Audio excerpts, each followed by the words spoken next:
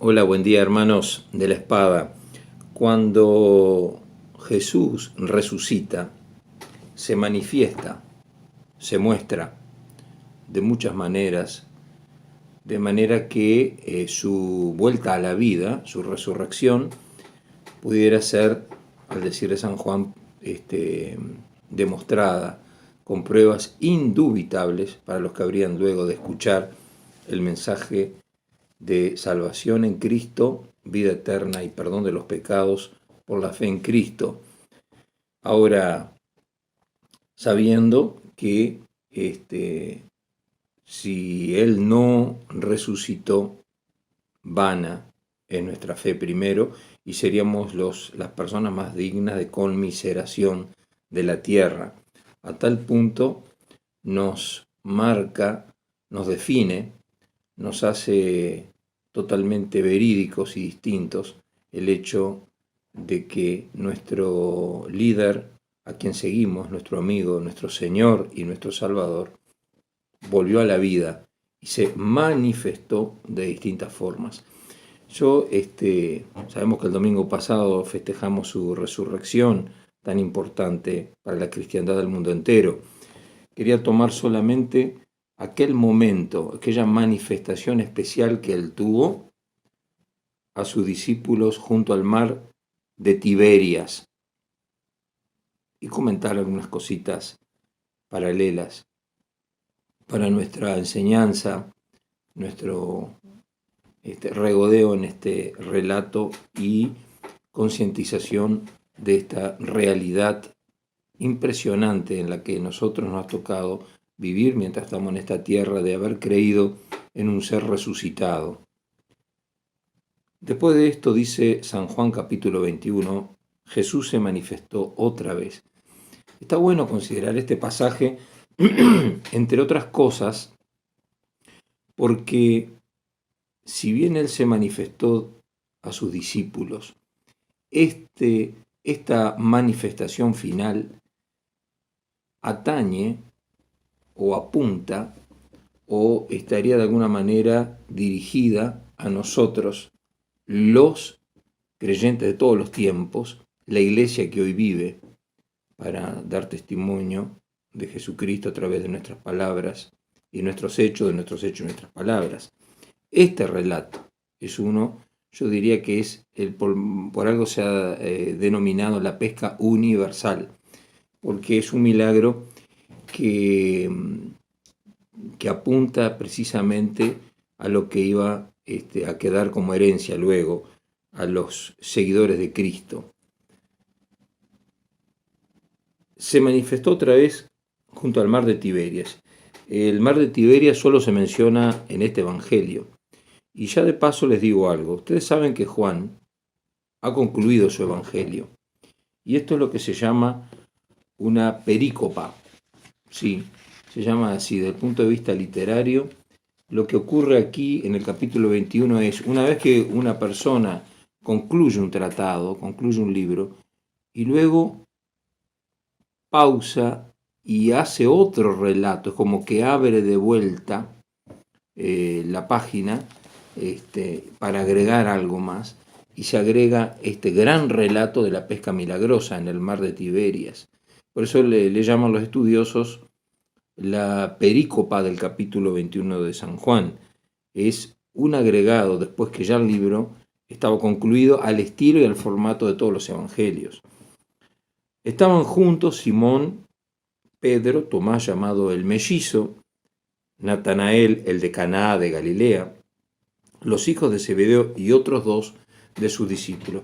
Y aquí ya podíamos ir haciendo algunas aplicaciones a nosotros como iglesia de estos tiempos, en el que nos relacionamos con el Señor resucitado y que también a nosotros se nos hereda y se nos pasa la posta de su gran comisión, de su llamado para ser testigos de Él hasta que Él venga. Eran 7 es lo completo. Sabemos que se completó la Biblia y sabemos que la iglesia es la consumación de la obra de Cristo. Él dio su vida y amó a la iglesia y se dio a sí mismo por ella. Esta iglesia crece y crece y en algún momento se completará. Y cuando se complete, sabemos que la venida de Cristo a la tierra irrumpirá de una manera que serían las palabras finales, ¿verdad?, para este mundo. De manera que son 7. Me llama la atención que uno de ellos no está mencionado en la lista de los apóstoles. Es como animándonos a decir, no importa que no seas un apóstol, ni que heredes el apostolado, eres llamado también a la gran pesca universal. Y también me gusta que haya otros 2 que no se dicen los nombres, de manera que ahí estaríamos nosotros incluidos en el anonimato.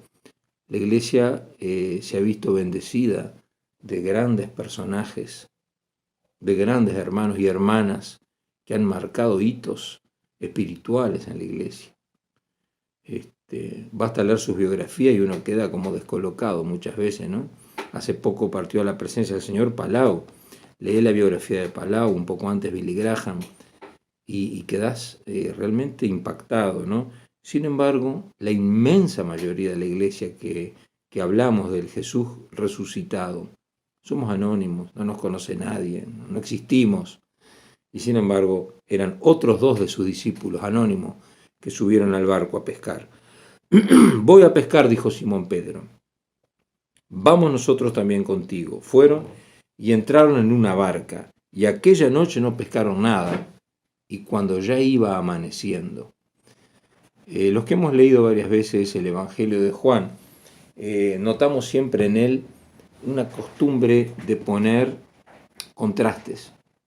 Es un dibujante de su literatura en el que le gusta usar en su paleta colores contrastantes. En este caso es bien contrastante. Aquella noche, oscuridad, no pescaron nada. Inmediatamente, cuando ya iba amaneciendo, se presentó Jesús en la playa. Reflexión, nos ha tocado la pesca universal de estos últimos tiempos. ¿Cuánto hemos pescado? Ahora todavía con la incomodidad de no poder juntarnos. No obstante, juntándonos o no, ¿cuánto pescamos? Estamos transcurriendo la noche y nada se pesca. Noche en nuestras vidas, noche en nuestras congregaciones. Estamos todavía escondidos bajo una piedra. Pero, ánimo, viene la luz. Se presenta Jesús en la playa. Y los discípulos no sabían qué era Jesús. Y les dijo, hijitos, ¿tenéis algo de comer? Le respondieron, no. Y ahí viene su orden. Echad la red a la derecha de la barca y hallaréis. Entonces la echaron y ya no la podían sacar por la gran cantidad de peces. Es muy significativo y simbólico el uso de la palabra derecha. Hermanos, tenemos que dejarle al Señor hacer la obra. Nosotros limitarnos a hablar y dar testimonio con la pulcritud de nuestra vida, de nuestro testimonio personal, y lo que hablamos, decimos y comunicamos. Pero Él es echar la red a la derecha. A la derecha de Dios se sentó Jesús cuando fue recibido arriba en gloria, cuando vuelve a su entrañable hogar. ¿Qué es la derecha? Es el poder. Es a la diestra del poder de Dios. No pretendamos hacer una gran pesca que esté desplazada 1 milímetro de este foco, la diestra de su poder. Aquel discípulo a quien Jesús amaba dijo a Pedro, es el Señor. Simón Pedro, cuando oyó que era el Señor, se ciñó la ropa porque se había despojado de ella y se echó al mar. Los otros discípulos vinieron con la barca arrastrando la red de peces, pues no distaba de tierra sino como 200 codos, unos 90 metros. Al descender a tierra vieron brasas puestas y un pez encima de ellas y pan. La comunión. Tras la tarea, la serenidad de estar junto a Él. Por eso es tan importante ese matiz, ese contraste, esa dinámica de la iglesia más ahora de estos últimos tiempos en el que todo vuela, todo se debe hacer ya, para ahora o para ayer. Responder actuando rápidamente, pero también tomándonos ese momento de tranquilidad. Por eso la iglesia se junta en la cena o se junta en las reuniones los creyentes para estar un ratito allí de serenidad, de comunión, compartiendo el pan, compartiendo el vino, en recordatorio de Jesucristo. La iglesia trabaja, la iglesia es dinámica, evangeliza en el poder del Espíritu de Dios, echar la red a la derecha, pero también la iglesia se pausa, se tranquiliza. Vengan, traigan los peces, vengan, le dice el Señor. Él tenía puesto un pez allí, unas brasitas, todo armadito, y tenía pan también. Traed de los peces. Subió Simón Pedro y sacó la red a tierra llena de grandes peces, 153, y aun siendo tanto, la red no se rompió. Le dijo Jesús, venid, comed. Y ninguno de los discípulos se atrevió a preguntarle, ¿tú quién eres? Sabiendo que era el Señor. Vino pues Jesús y tomó el pan y les dio, y asimismo del pescado. Esta era ya la tercera vez que Jesús se manifestaba a sus discípulos después de haber resucitado de los muertos.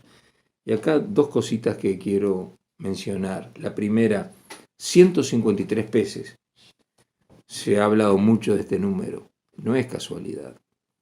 Esta es la gran pesca universal. 153 puede tener varias connotaciones. Les digo algunas.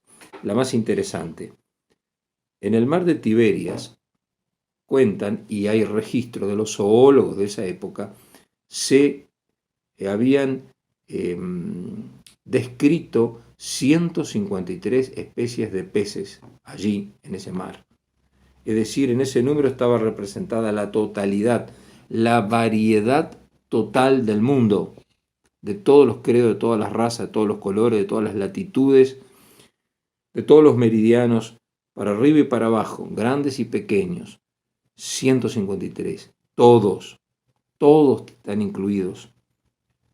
No hay nadie, no hay acepción de personas. A todos hay que llegar, a todos, con el mismo amor, con la misma claridad, con el mismo tacto, con el mismo mensaje de perdón, de misericordia, de vida eterna, de salvación.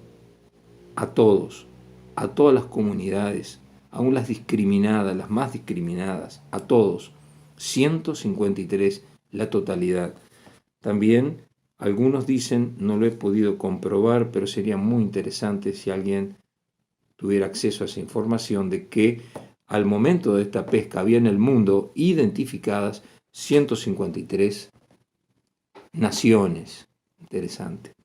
También 153 es un número triangular, ordenado 1, 2, 3, 4, 5, 6, 7, 8, 9, 10, así llegamos hasta el 153, se forma un triángulo equilátero perfecto, lo cual hablaría la presencia de Dios Padre, Hijo y Espíritu Santo en la gran pesca espiritual del mundo, involucrados allí. Y también otra connotación que tiene este número es que su significado pasado a letras hebreas significa yo soy. Tiene mucho que ver con lo que habíamos dicho antes, ¿no?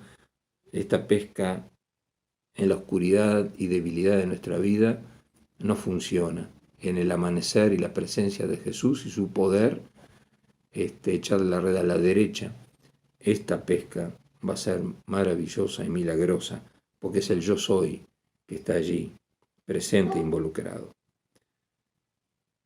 Y otra cosita, un segundito que tomo. Otra cosa que es curioso, pero no sé si a ustedes les ha pasado, les pasa, no les llama la atención que al Señor resucitado no le conocían o les costaba reconocerlo. Por ejemplo, en esta perícopa de San Juan que hemos leído, me llama la atención, nadie se atrevía a preguntarle, ¿tú quién eres?, sabiendo que era el Señor. Si era absolutamente reconocible, no tiene sentido la pregunta. Nadie se atrevía a preguntarle, ¿y tú quién eres? Si hubiera sido evidente, indiscutiblemente evidente, que él era el Señor, esta aclaración de San Juan hubiera sido necesaria. Es que había en el fondo algo que no era precisamente la apariencia a la que ellos estaban acostumbrados de Cristo. Bueno, en Mateo 28, los 11 discípulos fueron hasta Galilea, fueron al monte donde Jesús les dijo, se gozaron de verle, le adoraron y entre paréntesis aclara, pero algunos dudaban. Lo mismo pasa en los otros evangelios. En Marcos 16 se les apareció a dos que iban camino a Emaús en otra forma. ¿Qué forma? Y es increíble que estos de Emaús caminaron 11 kilómetros con él y si el Señor no hace una intervención cuasi milagrosa de apertura de su mente y sus ojos, no lo reconocen. 11 kilómetros caminando con una persona a la que viste durante 3 años y no te das cuenta que era él. ¿Qué había de extraño allí? Y cuando vamos a las mujeres en Juan 20, pobre María Magdalena, ella se adelantó antes que el sol saliera, llega primero, tras de ella vienen las mujeres, ya ha salido el sol, y esta lo confunde con el hortelano. Si tú lo has llevado, dime dónde lo has puesto y yo me lo tomaré y le daré santa sepultura. Jesús tiene que poco menos que levantarle la voz para que ella reaccionara y lo conociera. ¿Saben por qué? Yo creo que es por lo siguiente. Qué versículos alentadores la enseñanza de San Pablo en 1 Corintios 15. Se siembra cuerpo animal, resucitará cuerpo espiritual. Porque dice, algunos preguntan, ¿cómo resucitarán los muertos? ¿Cómo resucitó Jesús que estuvo muerto? ¿Con qué cuerpo vendrán? ¿Con qué cuerpo vino Cristo después que murió? Dice, y la respuesta se da todo en estos versos del capítulo 15, maravillosos y alentadores, y dice, se siembra cuerpo animal, resucita un cuerpo espiritual.